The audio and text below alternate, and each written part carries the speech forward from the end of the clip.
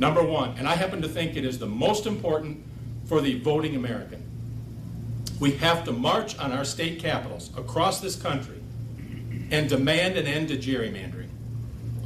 Just quickly, does everybody know what gerrymandering is, or should I take 1 minute and explain it? Everybody got it? We need to demand an end to gerrymandering. Basically, what gerrymandering does is it creates what are known as safe seats. These are places, whether they're 60% D or 60% R, you could run Attila the Hun in that district and Attila would be elected. We've got to stop that. It does three things that harm.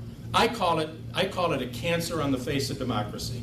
The first thing it does is it discourages competition. If I am a Democrat in a 60% Democratic district, what chance does a Republican have running against me? What kind of fundraising can that, who's going to give money to that person recognizing that the district is 60-40? So people that might be good people that head off to Washington simply shrug their shoulders and say, man, I'm not going to spend the next 2 years of my life, swimming upstream. The second thing it does is it discourages voter turnout. If you're a voter in that district and you're a Republican and you're looking at it and you're thinking, I can go to the poll, this is going to make absolutely no difference. When I show up, that guy's getting elected. So I believe it is the number one reason why people don't turn out to the polls, either locally or statewide.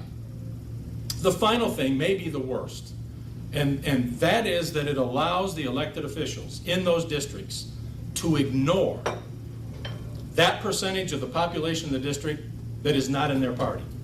If 60% of my district, I'm a Democrat and it's a Democratic district, I know that I don't need a single vote from anybody with an R after their name. That is not the way we are supposed to be governed in this country. So the first thing we must do, we must go state by state, and believe me when I tell you, it occurs from Maine to California.